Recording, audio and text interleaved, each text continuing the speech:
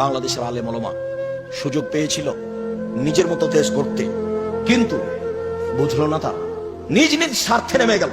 সবাই বসে, যারা মনে করে আমরা কোরআন হাদিস বুঝি, হানাফি হোক, শাফি হোক, মালিকি হোক, হাম্বলি হোক, যেই হোক না কেন, তারা যদি নিজ স্বার্থ ত্যাগ করে বাংলাদেশের মাটিতে পরামর্শের ভিত্তিতে নেতা নির্বাচন হবে, এই পদক্ষেপ যদি তারা হাতে নিত, তাহলে যারা গাদ্দারি করেছে, করবে, এরা সুযোগ পেত না। কিন্তু আমি আর আপনি তো সুযোগ নিলাম। ছেলেগুলো জীবন দিল, মানুষগুলো জীবন দিল, পানি লাগবে, সুযোগকে মাটির সাথে মিশিয়ে দিল।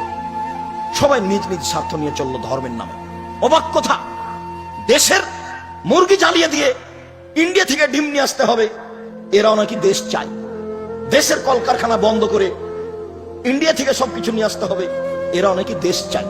দেশের টাকা পয়সা বাহিরে দিয়ে দেশের শাসন ব্যবস্থা চালাতে হবে, এরাও নাকি দেশ চাই। এর চেয়ে ধোঁকাবাজি, এর চেয়ে মুনাফেকি, এর চেয়ে জুয়াচুরি, এর চেয়ে শয়তানি আর কি হতে পারে? জাতির সাথে মুনাফেকি করে বিদ্যা দেখাও তুমি, জাতির সাথে মুনাফেকি করে নির্বাচন দেখাও তুমি, জাতির সাথে মুনাফেকি করে নেতৃত্ব দেখাও তুমি। এটা তোমার একটা আস্ত ধোঁকাবাজি। মুখে এক, ভিতরে আর এক, মুখে এক, ভিতরে আর এক। এর নাম নগদ মুনাফেক। এ হলো মুনাফেকি। এই আচরণ দিয়ে জাতির কল্যাণ আনা যাবে না।